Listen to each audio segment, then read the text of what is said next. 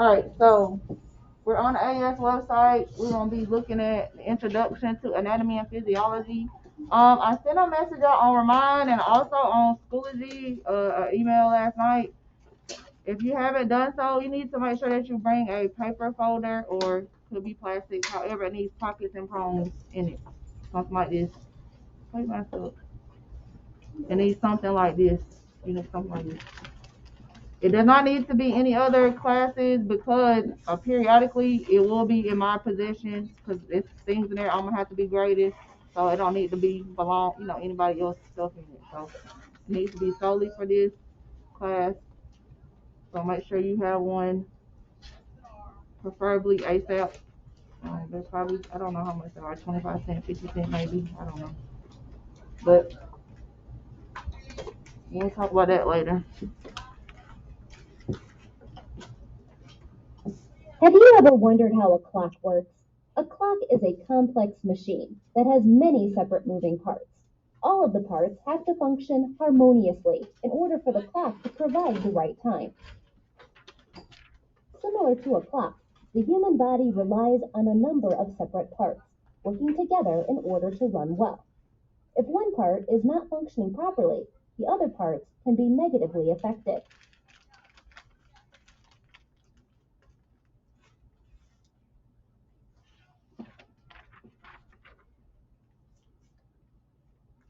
All right, so this is like an overview of anatomy and physiology that we're gonna talk about. Like this update.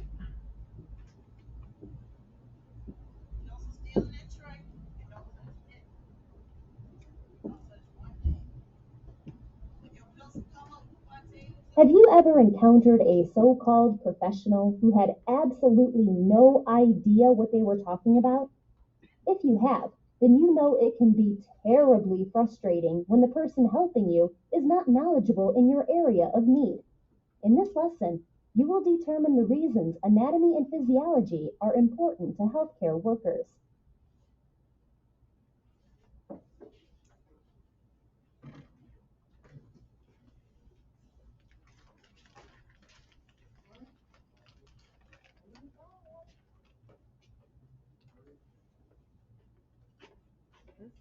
Two in this or three in this cup. All right, so our objectives are to determine the reason anatomy and physiology are important to healthcare workers. So when you go to your doctor, your nurse practitioner, whoever that you go to see for your healthcare needs, you don't want to go to somebody that doesn't know how the body works because that means they're really not gonna help you. So you want somebody that is skilled, trained, knows how the body works, so they can have a better understanding of what's going on with you and probably or hopefully figure out what is wrong with you. Medicine is a practice. If you ever hear the term practice in medicine, that's because kind of like trial and error. You tell them your signs and symptoms. They go. It's like kind of like a checklist. So they'll start testing you for stuff that sounds similar to whatever you're describing. Sometimes they don't know, so it takes. Sometimes it takes people weeks, months, years until they figure out what's going on with you because it's a practice. They're practicing medicine, so they might put you on some kind of medication that doesn't work or gives you bad side effects. They might try this procedure, might fix you for a little bit, then it comes back. So it's a practice. So people have this misconception of doctors know everything, healthcare people know everything. They don't because it's always changing. It never stays the same. New treatments are coming out. New medicine is coming out. You got scientists, other people discovering things every day. So, and then once they discover stuff, then it has to be put through all these different training to see, this and that and the other.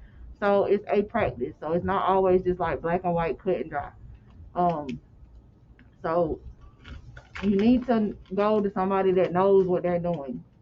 Some people can just take tests well and can be a doctor. Some people, you actually know what they're doing. So you just gotta decipher, which is hard sometimes because especially if you know nothing about medicine, you go to somebody that has MD behind their name or DR in front of their name, and you're thinking they're supposed to know it all. They don't know it all. Sometimes you can teach them a few things, especially if it's something that you've been dealing with for a while.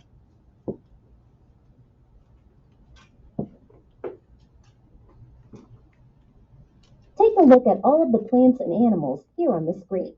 What do they have in common? They are all made up of the same basic building block, the cell. So all these things, plants and animals, human beings, we have cells that make up different things in our body. So that's like the basic, units of people, animals, plants. You discovered in lesson 3 that the cell is the basic unit that creates and sustains all living things. But how can something so small do such a big job? In this lesson, you will find out how the cell does such a big job. This lesson will examine 2 of the major processes of the cell. You will define metabolism, as well as explain and identify how cells reproduce. I'm sure you've heard the word metabolism. Most often when you hear it, people are generally referring to the way your body processes food. When you eat a salad, your body can't take the nutrients out of it as it is. The salad has to be broken down in order to get the nutrients out of it. Those nutrients are then used to produce energy and growth. But how do nutrients produce energy and growth? Metabolism. Metabolism is the sum of all chemical reactions within a cell. These chemical reactions take the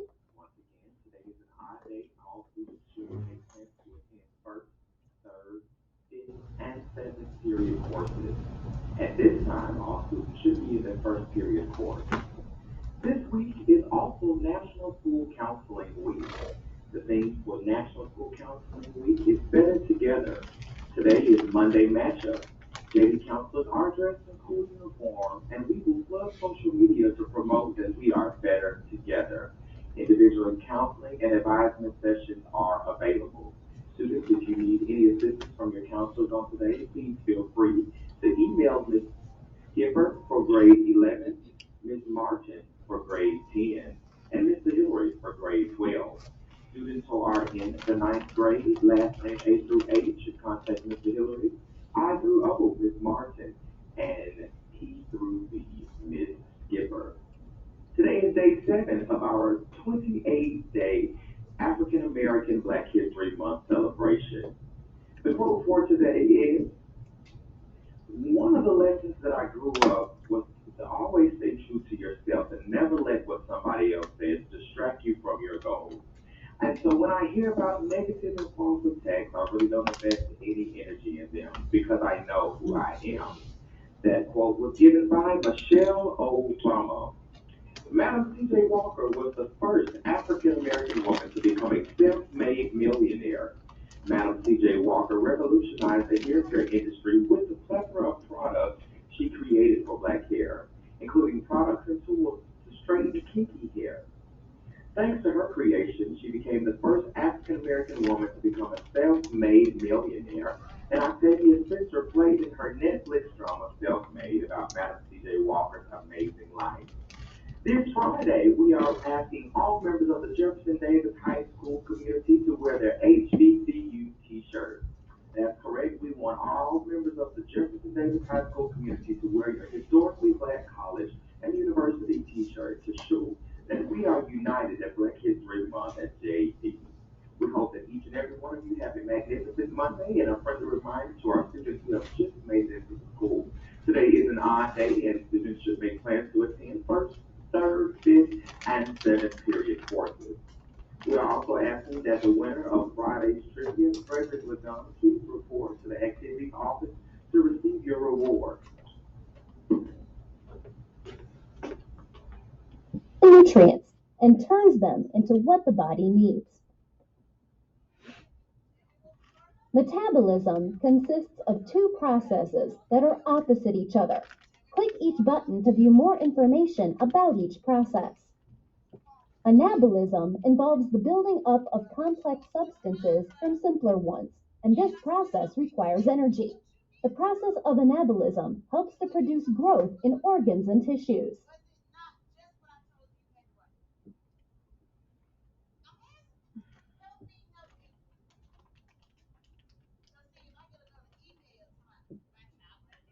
sure you've heard the word metabolism. Most often when you hear it, people are generally referring to the way your body processes food. Catabolism involves breaking down complex substances into simpler ones. This process results in the release of energy and carbon dioxide. The body uses the energy produced from catabolism to fuel anabolism.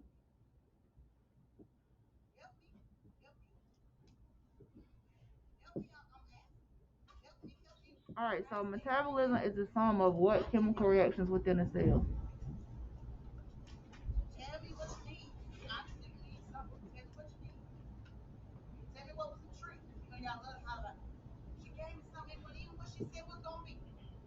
Guess somebody? Alright. Alright, so we're going to either label it as anabolism or catabolism. Digestion or the breaking down of foods into molecules. Yes. Huh? Who's that one? The first one. What? Uh, Helps to build up or repair a broken bone.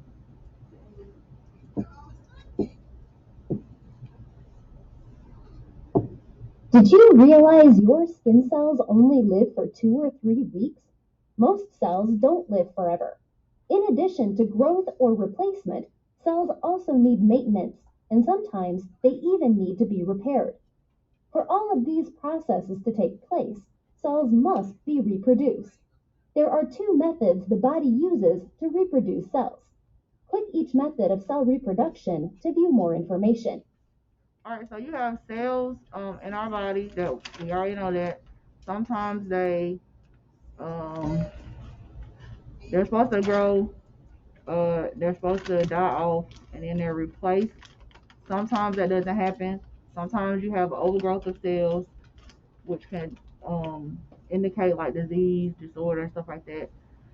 Sometimes you have to repair cells, so it just depends. But you have 2 ways that cells can be reproduced. You have mitosis and then you have meiosis or meiosis. Most cells reproduce by dividing into 2 identical cells. This process is called mitosis. Mitosis supports the growth and maintenance of cells. Different types of cells go through the process at different rates. There are certain cells in the body, like heart cells and most nerve cells, that can't be reproduced after birth. If these cells are damaged, they cannot be replaced. There are also specialized cells in our body, called stem cells, which can reproduce and transform themselves into many different cell types our body needs. So, like they said, you have different types of cells. These are cardiac cells that are found in the heart, nerve cells that are found in your like nervous sensory systems, and then you have your stem cells.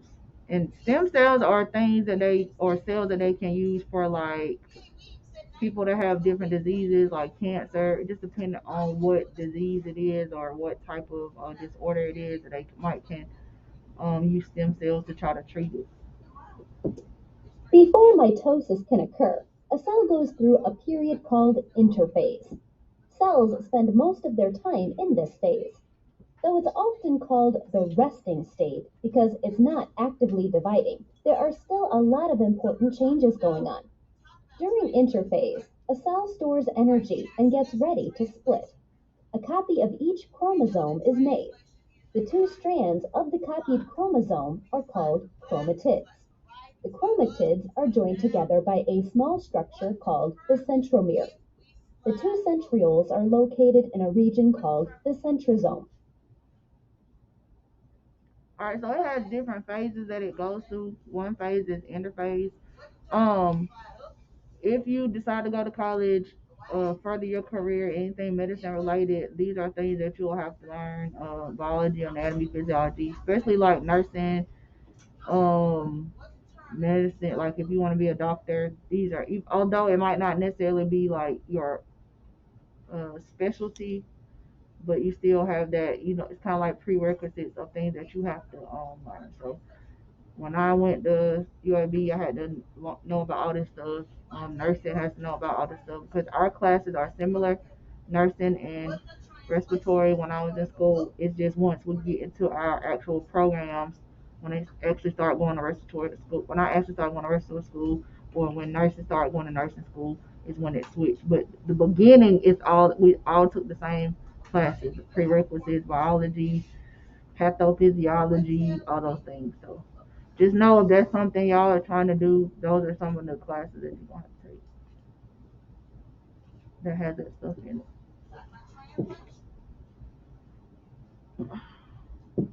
Prophase. During prophase, the chromatids coil up, the nuclear membrane dissolves, and the centrioles move to opposite sides of the cell. So you got interphase, then you have prophase. And this AES website did an update, so it looks funny now. It doesn't let me like make full screen for some reason. Metaphase. During metaphase, the chromatid pairs line up along the equator, or middle of the cell. The centromere of each chromatid pair is attached to a spindle fiber. Spindle fibers are proteins that can contract and will help pull the chromosomes apart.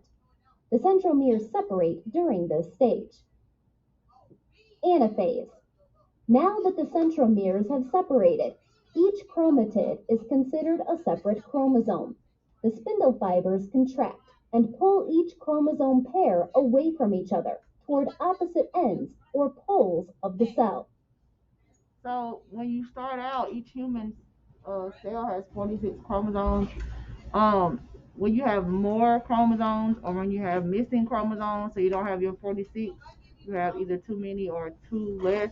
That's when disorders like people get like Down syndrome, or it's another one. I can't think right now. Either they're missing or they have too many. It's different like disorders that you have if you have too many or not enough chromosomes. Cytokinesis.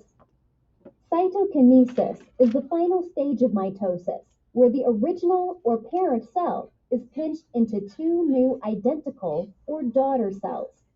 A ring of filaments squeezes and divides the parent cell's cytoplasm between the two daughter cells. A new cell membrane forms around each new daughter cell. Now each of the new daughter cells have 46 chromosomes, or 23 pairs.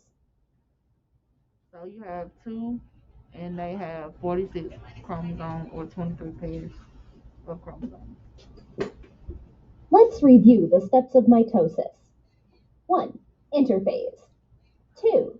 Prophase. 3. Metaphase. 4. Anaphase. 5. Telophase. 6. Cytokinesis. Click on each step to review the phase in more detail. This is a good time to make sure the information on your student worksheet is correct. All right, so these are just the phases, the different phases of mitosis. Mitosis occurs when one cell divides into what?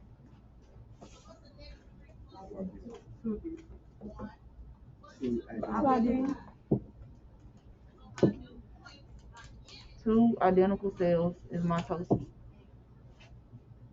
All right.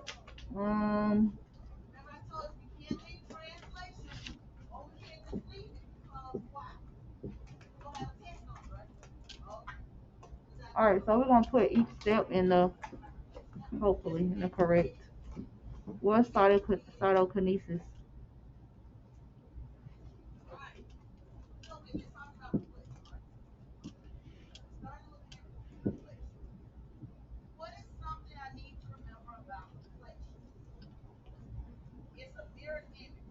Just guess.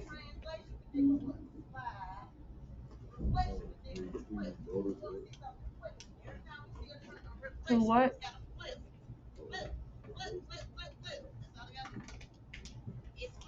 Metaphase.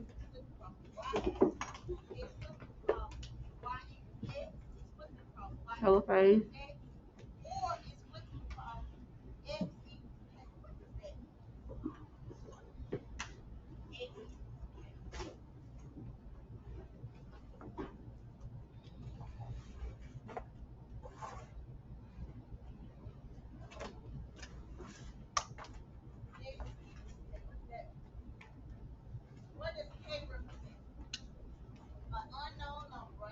Just guess. The what? Interface. Huh? It's the first one?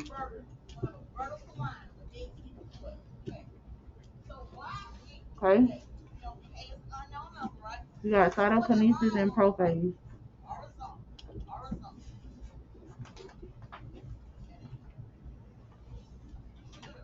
So this is the last one. Cytokinesis the last one? What about prophase?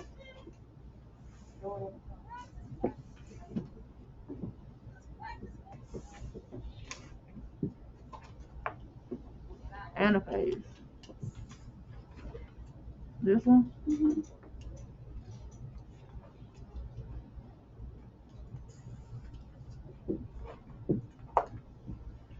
Okay, so y'all got metaphase and y'all got prophase, right?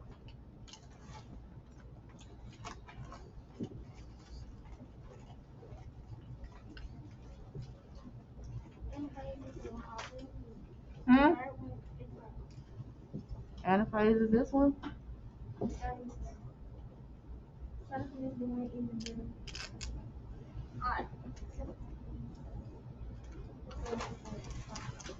Is one where?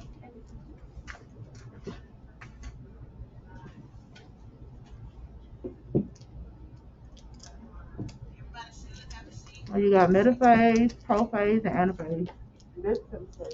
This?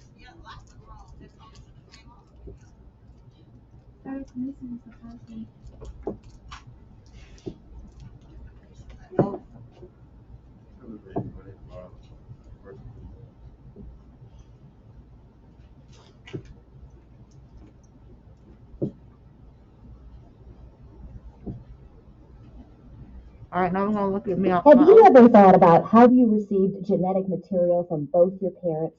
It was through the cell reproduction process called meiosis. Meiosis is specific to sex cells, also called gametes. So this In is this process, two separate cell divisions occur. One gamete divides, creating two. Those two gametes divide, creating four.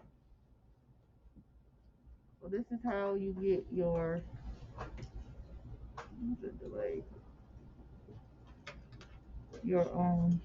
sex. When cells divide by meiosis, the number of chromosomes is reduced from 46 to 23. A female cell, called an ovum, carries 23 chromosomes. The male cell, called a sperm, also carries 23 chromosomes. These two cells join together to form a single cell called a zygote.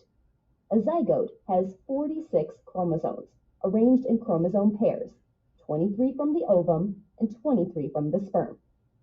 As soon as the zygote has been formed, it begins a phase of rapid mitosis. In a matter of days, the zygote is a round, hollow mass of cells. These cells have the capacity to turn into any of the specialized cells in the body and carry out many tasks. All humans begin as a zygote. So you have cells from your ovum for the female, your sperm cells from your male that join together to make a zygote. So you get 23 from your mom, 23 from your dad. That's how you get the 46 chromosomes.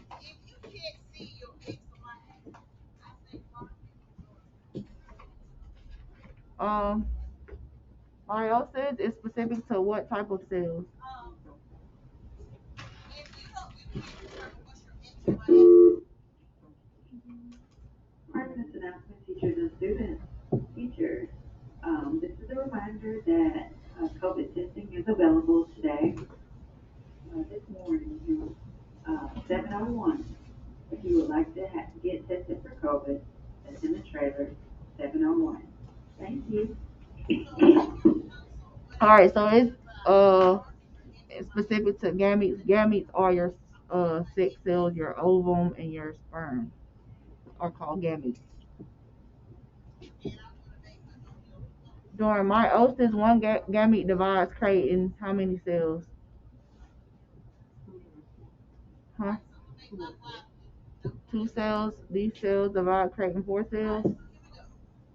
So you got one gamete that divides, creates 2 cells, then those 2 cells divide, that create 4 cells. A what has 46 chromosomes, 23 from the sperm and 23 from the, so what's the first blank? So you got zygote.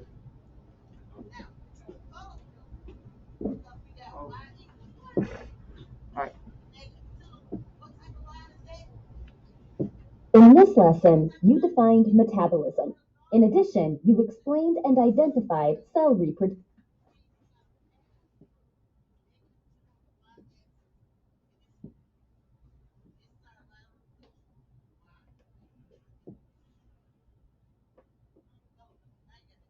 Now that you've learned about the importance of the cell in the body, it's time to learn about other structures in the body. In this lesson, you will define what tissue, organs, and systems are. Distinguish between different types of tissue. Identify organs of the body and organize the levels of the body's structure. Yes. Can you please send Jaquez Williams to the front office with his keys for a moment? Okay. Thank you. In this lesson, you will define what tissue, organs, and systems are. Distinguish between different types of tissue. Identify organs of the body and organize the levels of the body's structure. So now we're gonna look at like how like you have different body structures, your tissues, your organs, your systems, because we'll start going over the different systems of the body, because once we start talking about like how to take blood pressure, how to take a pulse, how to do respiration, all those things, it's important that you understand like the system that it goes with. So first we'll do skeletal, then we'll do I think muscular, then we'll do I think circulatory, respiratory, and reproductive. They might be switched, so because normally we do circulatory before I teach y'all CPR. So I think they might be switched. I'm not sure. We'll see. I suppose.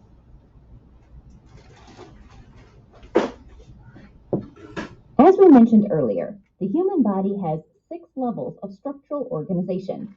At the chemical level are molecules. Molecules bond together to form cells.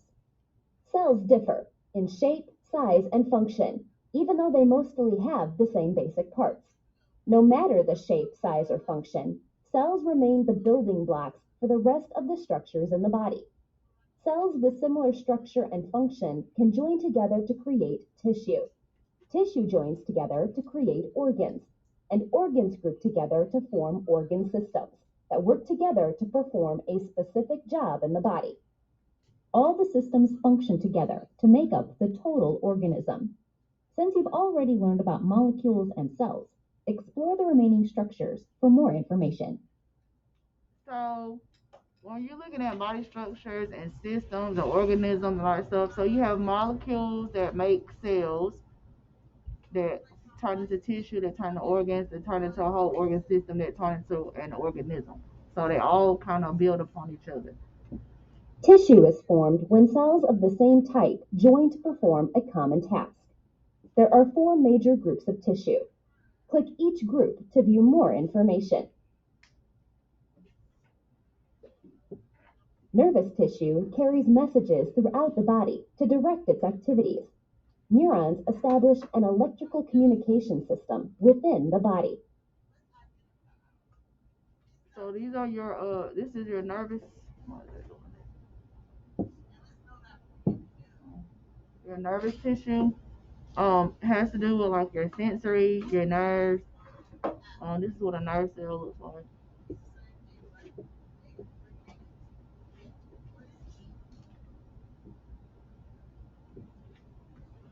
I like this update.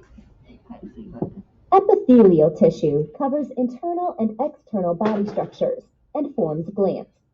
Epithelial tissue protects your body from moisture loss, bacteria, and internal injury. This tissue covers almost all of your internal and external body surfaces. For example, the outermost layer of your skin and other organs. Teachers, I need the following students to report to trailer 701. Brianna Newberry, Shabazz Jackson, Davion Gruden, Delilah Martin, Doug Stellato, Ella Thrasher, Jemiah Love, William Thrasher, Kennedy Duncan. Please report to trailer 701. Now, y'all know, like, if y'all want to do COVID testing, because they do it every Monday here from, I think, 8 to 10. I think it's a form in the office that y'all have to get if y'all want to do COVID testing. All right, so you have epithelial tissue. Your skin is an example of epithelial tissue.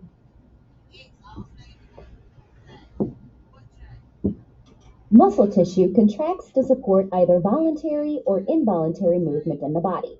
There are 3 types of muscle tissue. Skeletal muscle supports voluntary movement, such as walking and even maintaining your posture. Cardiac muscle, which is only found in the heart, supports involuntary movement, such as the beating of your heart. And smooth muscle, also involuntary, supports actions, such as food digestion. All right, so you have different types of muscle tissue. So you have cardiac. We know card means heart. So this is a type of tissue that's found in your heart.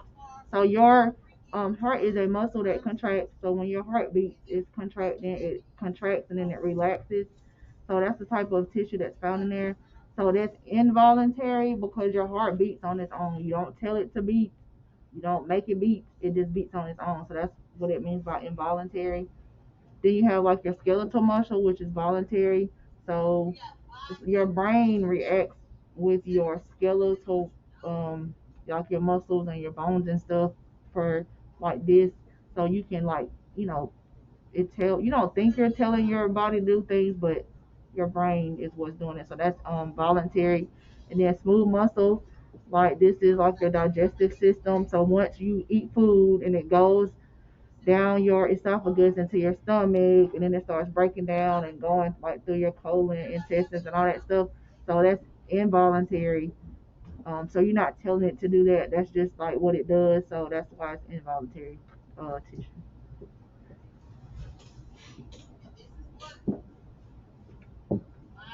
Connective tissue provides structure and support for the body. In other words, it holds body parts together. There are 6 types of connective tissue. Loose connective tissue connects epithelial tissue to underlying tissue. It also helps stop pathogens from entering the body's bloodstream.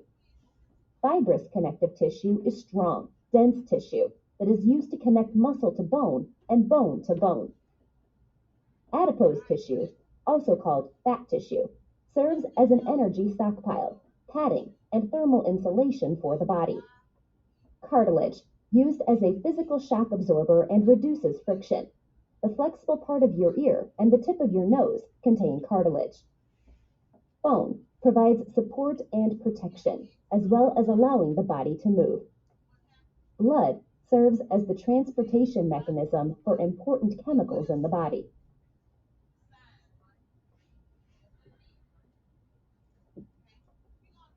What is formed when cells of the same type join to form a common task?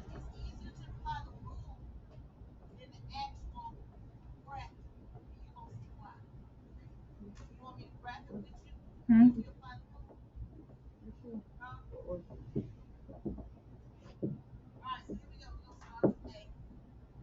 Tissue is formed when cells of the same type join to perform a common task.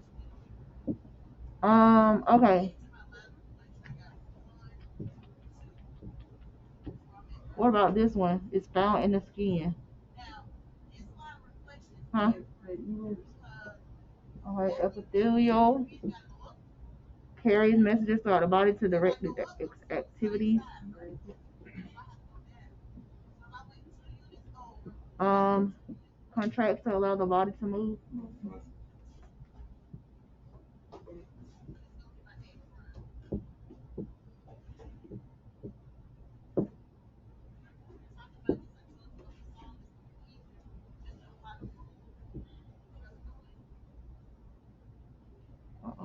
do?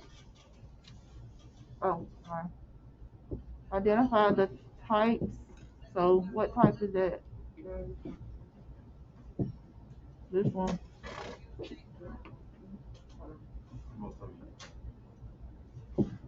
This one. Huh?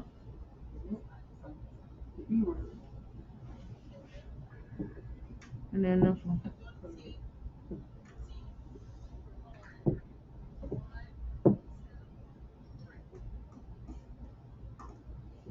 So you got nervous, right, and connective. So these two need to be switched.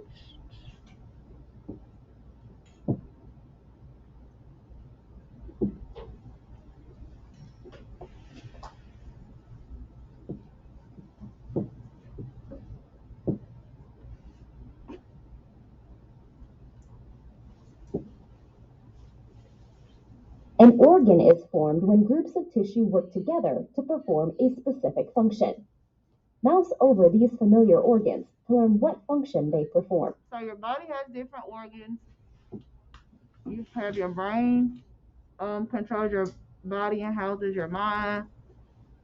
You have your lungs. The lungs deliver oxygen to and remove carbon dioxide from your blood. You have your stomach, which stores food and breaks down food with juices secreted by your stomach lining.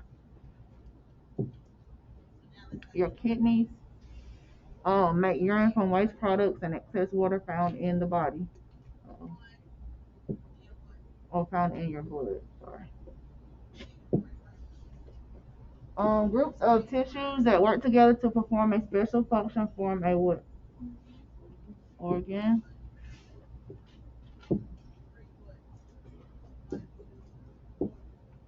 Which of the body parts listed below are organs?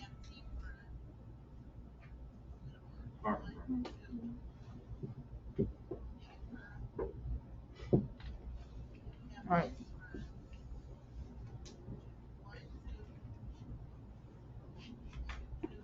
An organ system consists of a collection of organs and other body parts that work together to carry out one of the body's major functions. While systems have distinct roles, they do rely on each other. Major body systems include the integumentary system, skeletal system, muscular system, nervous system, sensory system, cardiovascular system, lymphatic system, respiratory system, digestive system, urinary system, endocrine system, and reproductive system. You will learn about each of these systems in this module.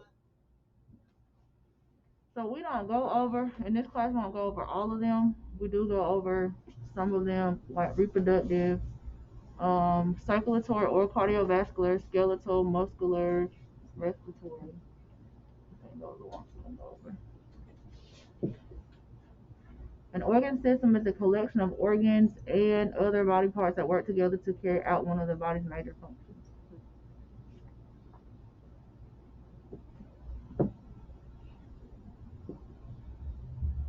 An example of an organism whose systems all work together is the human body.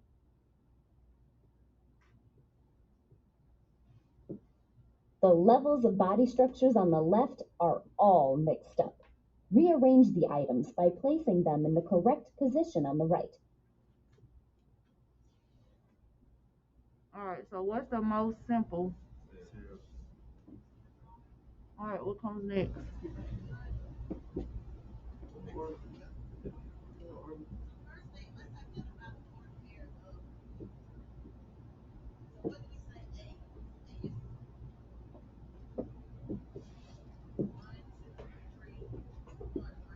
In this lesson, you defined what tissue, organs, and system are. Distinguish.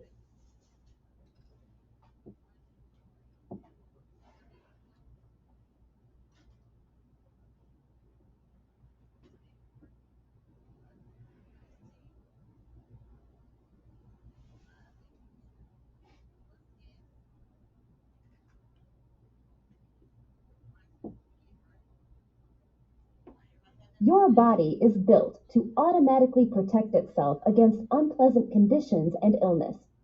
Have you ever wondered how your body protects itself in the heat or in the cold?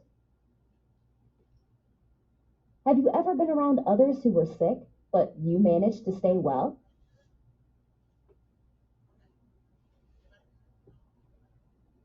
This lesson will help you to understand these functions of the human body. In this lesson, you will define homeostasis and disease, describe abnormal cell conditions, identify types of tumors, and explain types of immunity. The average temperature of the human body is around 98.6 degrees Fahrenheit. So how does the body maintain that temperature when conditions on the outside of the body change? Well, the body regulates its internal conditions through a process called homeostasis. Homeostasis refers to keeping a state of balance in the body. To sustain the same internal environment inside, the body must constantly adjust to outside changes. For example, your body sweats to keep cool in hot weather and shivers to keep warm in cold weather. That's your body regulating itself internally in order to maintain homeostasis. Your body must preserve a balance of fluids, temperature, oxygen, electrolytes, and nutrients for survival. All right, so normal body temperature for an human, what they say is normal is 98.6 degrees. So that's what everybody looks at when they're looking at if you have a temperature or if you don't have a temperature. So with COVID going on, that's one of the signs that they said, if you have a temp, then possibility you have COVID. Because when your temperature spikes, it means that something is going on in your body. It's some kind of disease or disorder. Something has invaded some kind of cell or like pathogen has gotten in. So you spike a temperature. It's one of the first reasons people think something is going on, especially if you can't break a temperature. So you notice people that have like colds might get like the flu or something like that. They might spike a temperature because it's your body's response to trying to fight off an infection. So, you take medicine to try to lower it or whatever.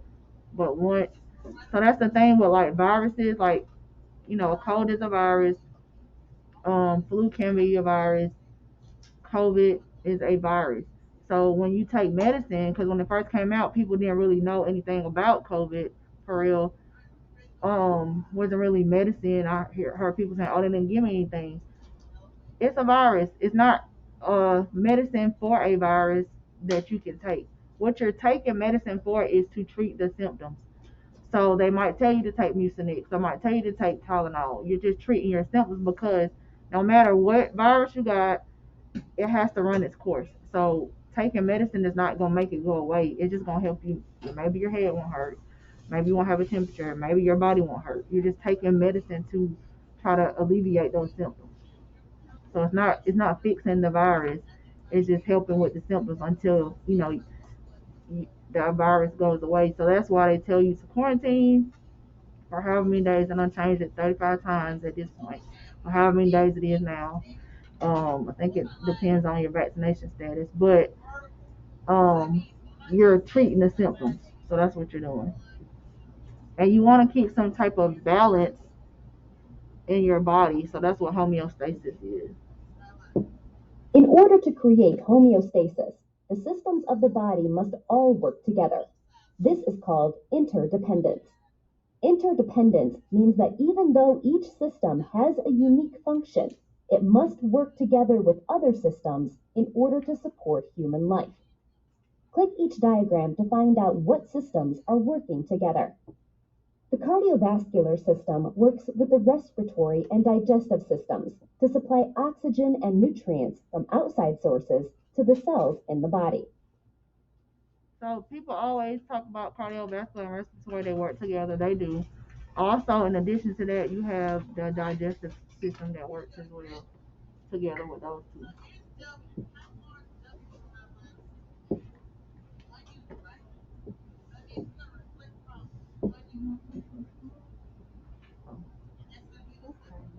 The nervous system works together with the sensory system to recognize changes and respond to them. So then you got your nervous and sensory systems that work together. The muscular and skeletal systems work together to produce movement. So like I was talking about how your brain tells you don't think about it, but tells like your arm to move, your hand to move, stuff like that. So these two work together. Your skeletal system is like protection. It protects your major organs, and we'll talk about that later on this week. But it protects because if somebody just come up punch you in the chest, it doesn't necessarily damage your heart. Just from the punch because you got bones, muscles, that are there to offer some type of protection and cushioning, so that it's not damaged. And then the last one, The endocrine system supplies hormones that direct activities in many other body systems, including the urinary and reproductive systems. so your endocrine, your urinary, and your reproductive systems, they all work together. Because body systems depend on each other, a problem in one system may have an effect on other systems. Sometimes the treatment for a problem may also involve a number of body systems. Problems within the body are typically described as diseases. Disease is defined as a disorder or incorrectly functioning organ, part, structure, or system of the body. Disease can be the result of the effect of genetic or developmental errors, infection, poisons, nutritional deficiency or imbalance, toxicity, or unfavorable environmental factors. So like reasons that people get disease are many different reasons or that it's caused. So genetic could be your family. Everybody in your family has diabetes. So there's a possibility that increases your risk of having diabetes. Certain types of cancer, like breast cancer. Somebody in your family have breast cancer, there's increased risk that you can develop breast cancer. So a lot of if it's in your family, they'll test you younger than what they say you're supposed to get tested. So like for example, with like breast cancer, they'll start doing mammograms and more maybe if your family has a history of breast cancer. However, sometimes if you're like if you have a mom that had breast cancer or whatever, they might test you or that might start earlier. My aunt, well, I had two aunts that had breast cancer. One of them died from breast cancer. When the pandemic was going on, she died from breast cancer. She had it 3 times, I think, but she has 3 daughters, so they started early. Although it's in my family, I didn't have to start till 40, so I didn't start my, having to do all the testing. My mama is their sister, so she has to do the, testing. So it just depends on your family history. That's why it's important to kind of know what your family history. Not saying you gotta know everything that's going on in your family, but kind of know so you'll know, what type of things to look for, or you can tell your doctor or your medical provider so they can be, making sure they're staying on top of stuff like that. Because a lot of things can be treated if they're caught like in a, early enough stage. If you get some type of infection, if you're putting poisonous things in your body, if you are not getting the right type of nutrition that your body needs to survive, something toxic can happen, and then environmental factors unfavorable. So people that work in different type of meals and stuff might be predisposed to certain type of diseases. When I was a travel therapist in Georgia, we had a man that worked in, I don't remember because I wasn't from the area, but everybody knew what the type of meal it was. It's like some type of paper meal. Well, he was having like all these crazy symptoms, like he would cough up like black stuff and all this stuff. Well, come to find out, it was from working however many years, like 30 years working in that meal.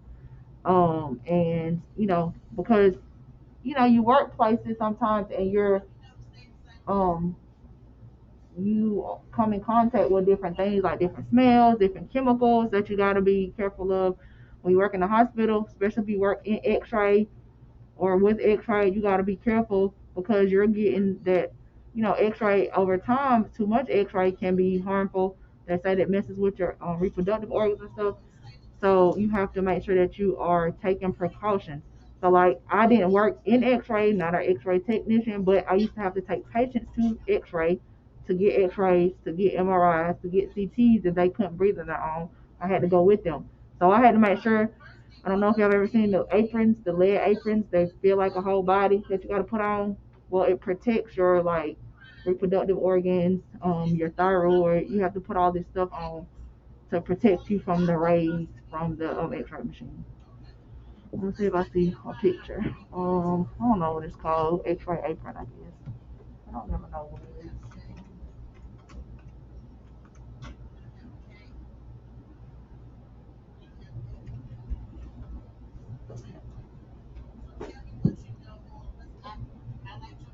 So it looks like this. And it's heavy because it's like weighted. And up here, it doesn't look that big, but it has a little thing that goes across your neck to protect your thyroid from like the rays and stuff. But it's like protecting like your reproductive organs and whatever else. Because sometimes if I got a patient that's on a CT machine and I'm having to breathe for them, I'm standing here and all my reproductive organs are right there at the machine. So I want to make sure that I'm protected. Because the people that work at X-ray, they sit in a little room behind glass, so they're not actually up there. But yeah, that's how they look. They got different ones, but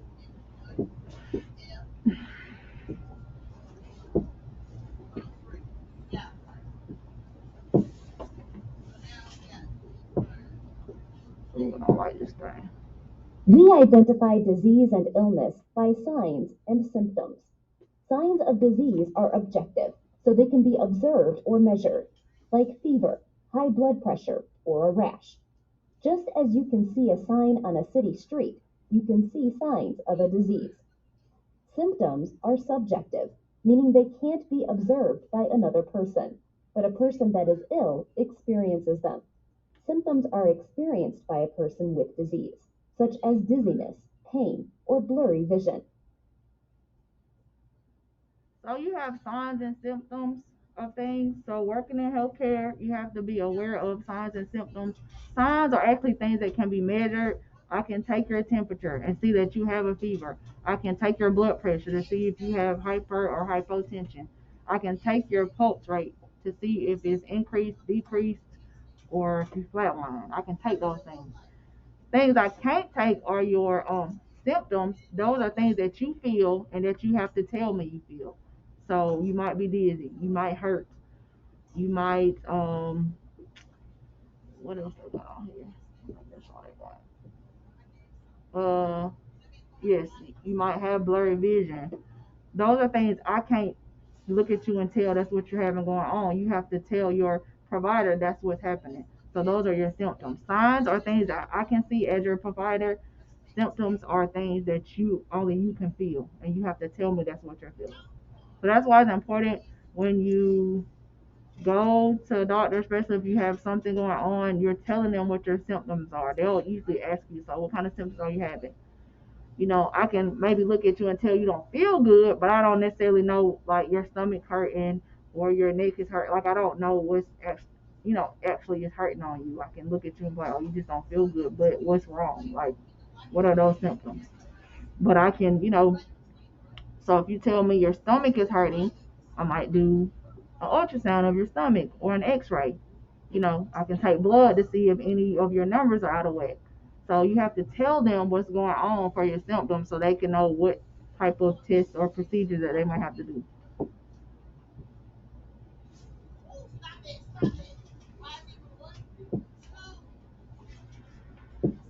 Oh, this thing is on my nerves. Signs and symptoms are often confused, but now you know you can see signs of disease, but only an ill person experiences subjective symptoms.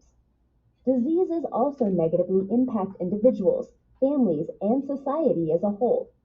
Diseases can be both physically and emotionally problematic. Disease prevention and treatment is expensive and can negatively impact our society.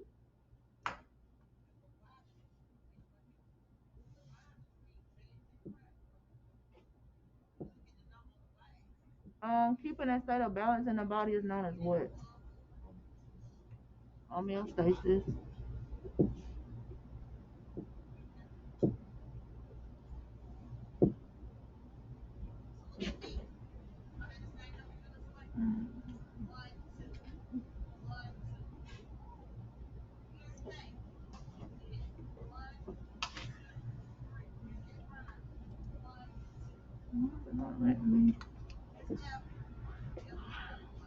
It's updated.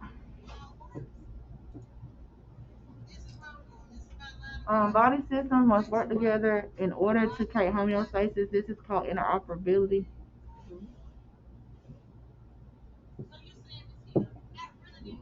Called interdependency. Yeah, why you got dependency if they just say work together? Huh? Why you got dependency? Inter means together. Yep. Disease is a disorder or what functioning organ, part, structure, or system of the body.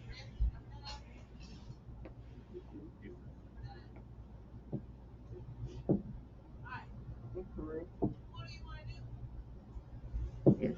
Means they don't. What's that?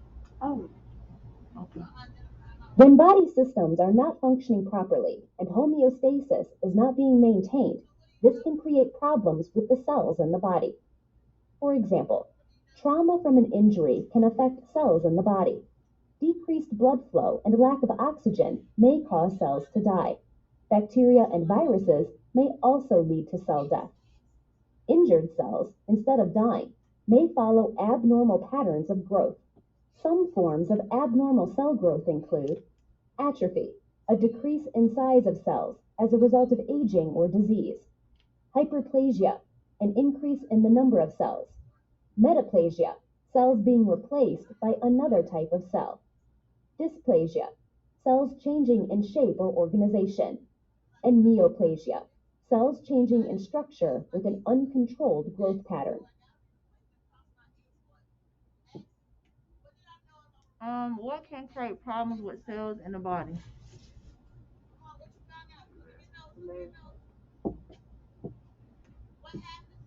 All right.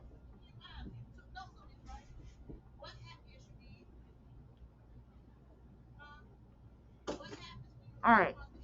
So we're gonna put the correct growth with this description.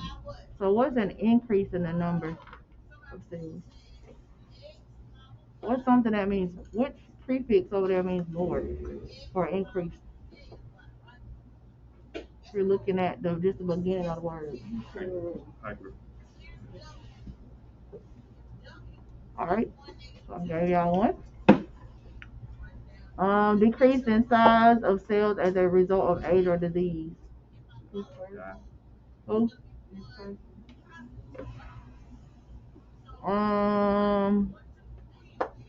Cells change in structure with an uncontrolled growth pattern.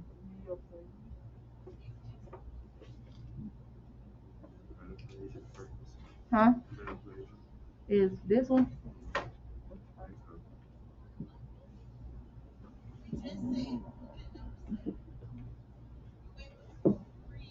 Okay. Alright, so you got those two right. So I'm gonna give you a hint. Atrophy, which is this one, means the wasting away, which we'll talk about with the muscular system. It's like the wasting away of a cell. So if atrophy, so say you broke your arm, you wear a cast for 6 weeks. This muscle, this arm gonna be smaller than this one because you're not using it. Okay.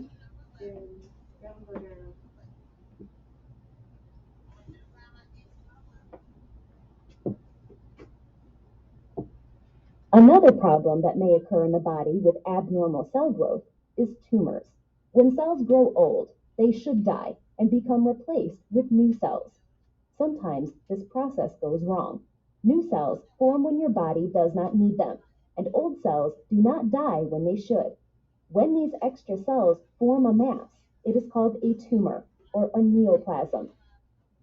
Click each button to view more information about the two types of tumors. Alright, so you got two different types of tumors. that are possible. So a tumor is also called a neoplasm. So it is a mass that's formed when you have abnormal or uncontrolled cell growth. So when somebody has a tumor, somebody has cancer, that's an overgrowth of cells. So remember we talked about cells, they die. Well, when they keep coming and it's uncontrolled, that is when cancer is present. So you have two different types of Benign tumors. tumors are tumors that only grow in one place. They cannot spread or invade other parts of the body. However, they can be dangerous if they press on vital organs, such as your brain. If a benign tumor is causing issues, they are often removed with surgery and usually do not grow back. So anytime you have any type of tumor, you want it to be benign. Benign isn't bad. However, sometimes depending on the location of that tumor, they'll have to, do surgery to take it out. Like they say here in your brain, if it's pressing on something, causing problems, they'll try to remove it. But you want benign. Remove it. If it's not causing any trouble, because anytime you go in and do surgery, there's a risk of death. I mean, that's a risk with everything, death, infection, because they're opening up your body. So accidents, people, cutting an artery or something they're not supposed to be cutting. You have all these risks when you do any kind of procedure. So remember when we did medical terminology, what does mal mean? Huh? Huh? Means what? Bad. Oh, come here with that phone. Come here. Come here. Cheyenne. No, with the phone. With the phone.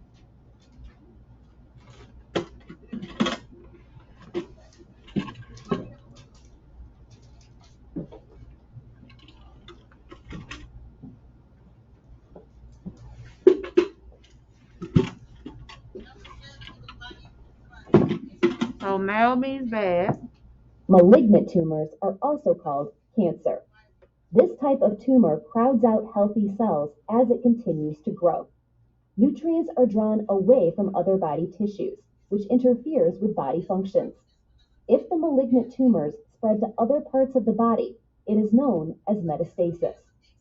There are more than 100 different types of cancer. Symptoms and treatment depend on the cancer type and how advanced it is. Treatment may include surgery, radiation and/or chemotherapy, and hormone therapy. All right, so malignant tumors, those are bad types of tumors. Those are tumors you don't want.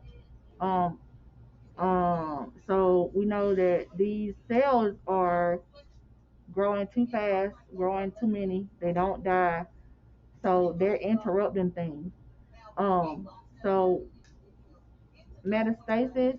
If you've ever heard somebody say that their cancer metastasized, what that means is, so it might have started in the breast, but now it's in the lungs, it's in the liver. Like that means it's spread. When people say cancer spread, it has metastasized. So that's what it means.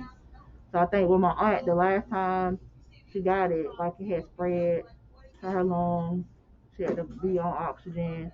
I think her spine maybe. Can't remember. But if it gets bad, those cells start overgrowing too many because they can't control them. They try chemo, they try radiation, they might try some type of medicine. So those things are, what they'll try to do to stop them. But sometimes, I mean, cancer is one of those things that we don't really, I mean, they don't have a cure for it. They can slow it down sometimes, remove, the tumor. A lot of times, though, cancer will come back. It might be years. Um, so that's why, you go and you try, have symptoms of stuff. The quicker they can catch it, the better it'll be. So.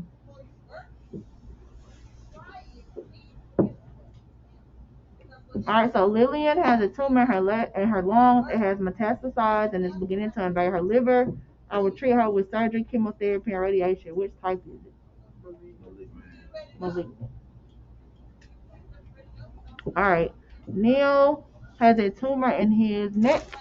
It will not spread, but I must keep watch to make sure it does not begin to cause pressure on any important nerves in the area. If so, I will remove it surgically. So that's benign.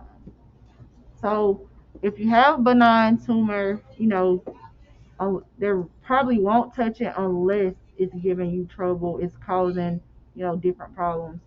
Then, but a lot of times they'll find it because they'll do what's called a biopsy. So they'll take like a sample of that tumor and they'll send it off to pathology and they'll look at whatever they look at to determine if it's malignant or benign. So if it's benign, um, they'll watch it, make sure it doesn't grow or get bigger, start pressing on vital organs or nerves or stuff like that. Because even going back to like talking about like breast cancer and stuff like that, or breast for women. Now, men can get breast cancer too, so it's not just for women. Men can get breast cancer. Um, they have like you have benign. It's called a. What's that name of that word? I can't think of what it's called. Because it's more prone in like younger women, so like y'all age. It's called. I can't think of what it's called.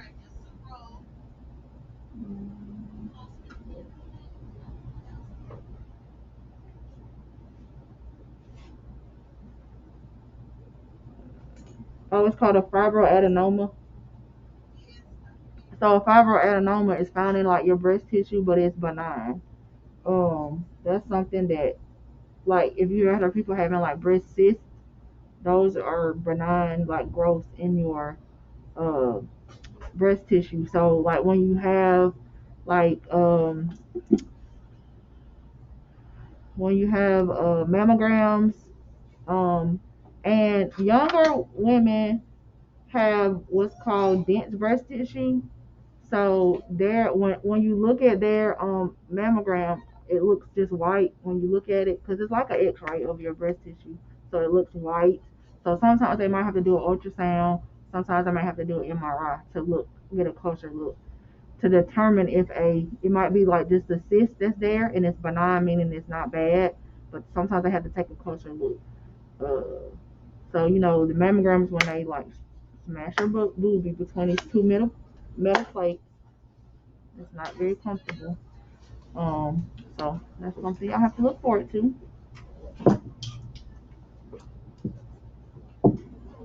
What is metastasis?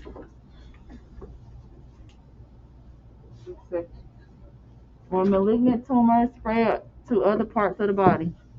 Right. Earlier, I mentioned that the body works hard to maintain homeostasis.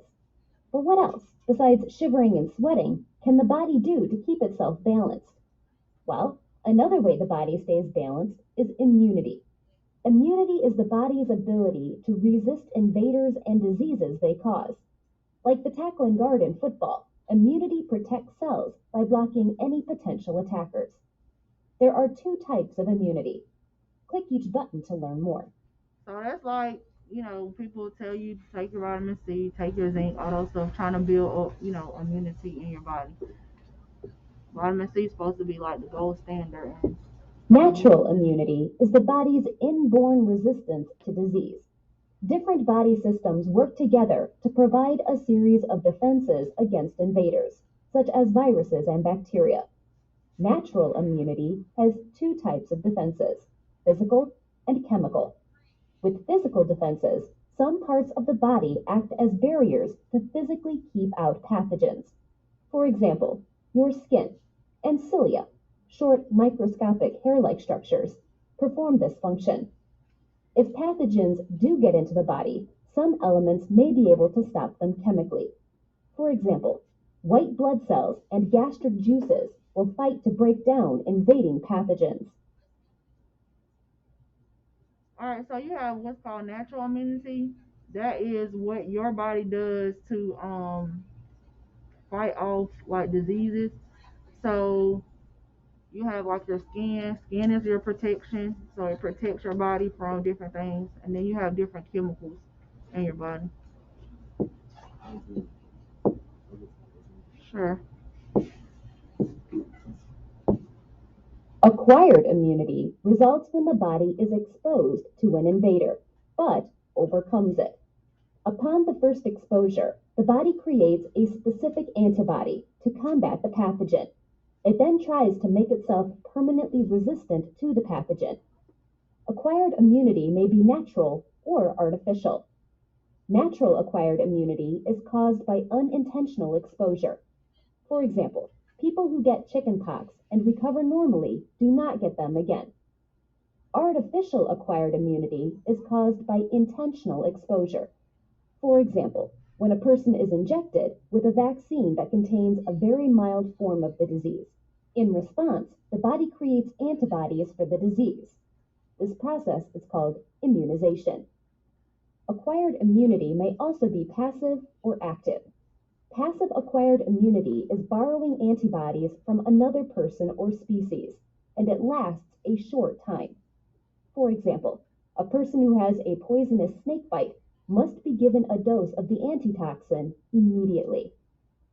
Active acquired immunity occurs when people develop their own antibodies. It is preferred because it lasts longer.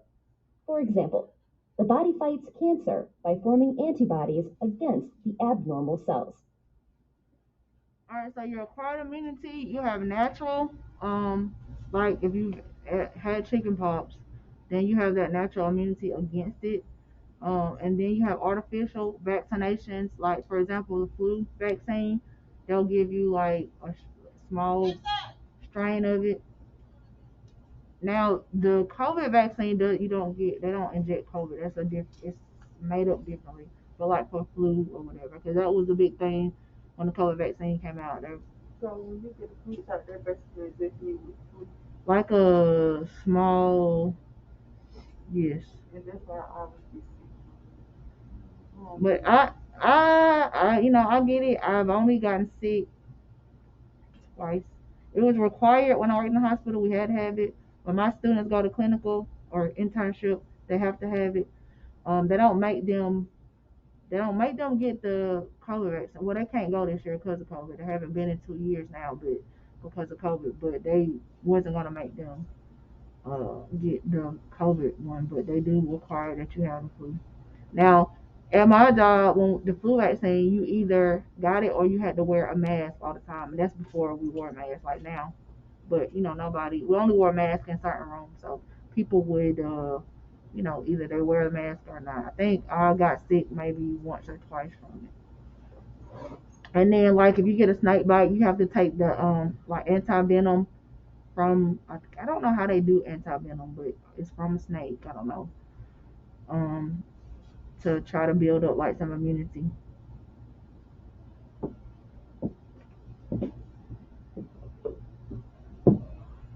The body's ability to resist invaders and diseases they cause is called what?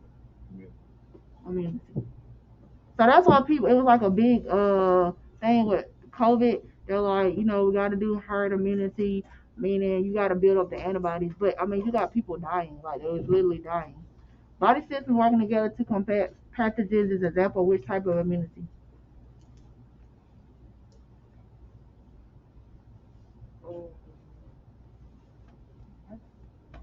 Huh? All right, natural and active. Which one?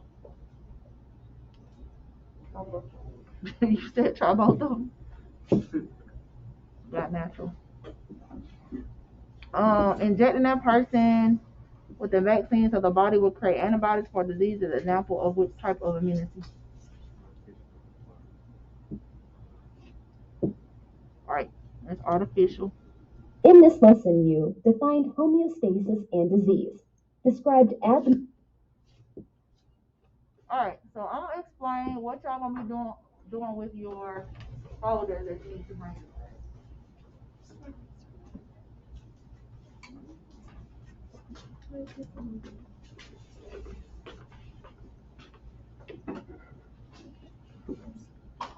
What So I haven't, I might make, no, I'll give y'all copies on Friday, Wednesday.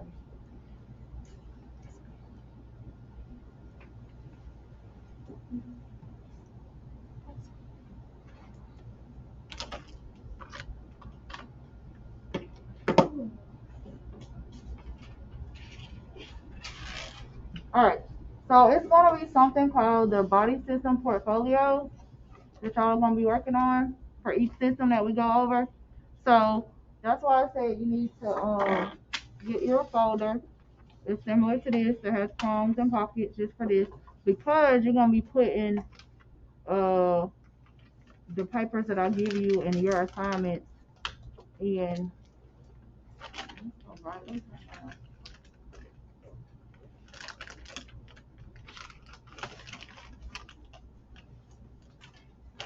Alright, so what is gonna happen, each time we go over a new system, I'll give you a checklist. So this is gonna go in the front. I think I got another one that goes like in the absolute front, but this will be like the first or second page that you get. So you'll have your objectives that you'll have to write them down. That's gonna be worth 10 points. Any notes that we take over the skeletal system, so you actually have to write notes, and they're gonna go in here. That's gonna be 20 points. You have each section has a video. Well, not each section, but some of these portfolios will have a video summary from YouTube. The name of the video summary. I don't know why that looks like that. And it's worth 10 points. And it's a 1-page minimum. So you'll watch a video, I think it's 7 minutes long, and you'll just write a summary of it. Labeling, you'll have some diagrams that I'm going to give you that you'll have to label. Then color and label, you'll have some. So these are all breakdown. And then you have a research activity. So for each one, you'll have either a research activity or you'll have like a creative activity. Some of these things we'll do in class. So like this and this is normally done in class. Your objectives are be done in class. You're taking your notes. Your notes are done in class. So, okay. Now, let me give you a secret, because I've done this. Of course, we didn't get to do it in 2020 because COVID shut down. We didn't get to do it last year because most everybody was working. So this is the first year I brought it back. So people like to pick and choose what they do. Like a lot of people don't want to do this part, which is you take one of these, not both of them. You're gonna either research child abuse cases and the main types of fracture that's associated with child abuse, write a 1-page summary on it, or research osteoporosis, which is a disease of the bone, describe it in 1-page summary. You don't do both. It's either or. You pick either A, you pick either B, you write about it. That's worth 35 points. People like to not do this. That's the bulk. That's the bulk of your stuff. And then people don't like to do this. That's 45 points already that they don't want to do. But the majority of the other stuff you're doing in class. And I'll give you time to do stuff in class as well. Like we might take notes and I'll be like, okay, work on this part of your portfolio, work on some parts of your portfolio. So it's no reason why it should not be completed. But just know, not doing this, your grade, and it's a major grade. So for each system, you'll do something similar. It's not always the same stuff on each one of them, but it will be similar. So I'll give you the this sheet Wednesday. I'll give you these things on Wednesday. We'll start going over notes, so you'll get that started, and then you'll get your objectives. Objectives are those things that's in the beginning of each time we go through a lesson. Like this lesson is about, or whatever it's called. Those are your objectives. So you'll write those, your notes, and I'll look to see, because some of y'all, y'all like to take pictures and y'all like to write, or y'all don't even bring paper to class or something to write with or anything. So it's gonna show. So it's February. Y'all should have something to write with and a folder and some paper by now.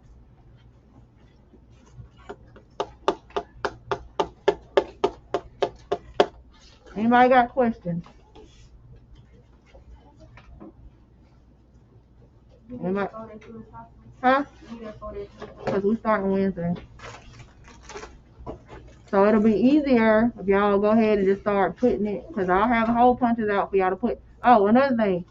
These things have to be done. I don't want them in the pockets because they need to be in the prongs. That's why I want y'all to get prongs. I'm going to give y'all hole punchers. You know, y'all can punch your holes in here. Go ahead and put them in there because they need to be where I can split when I'm grading. Just split. I'm not digging through no pockets. If it ain't in there, it's not getting graded. So you need to make sure when it's time to turn it in that everything is. That's why you get a checklist, and it needs to be in order, the correct order. So as I'm flipping,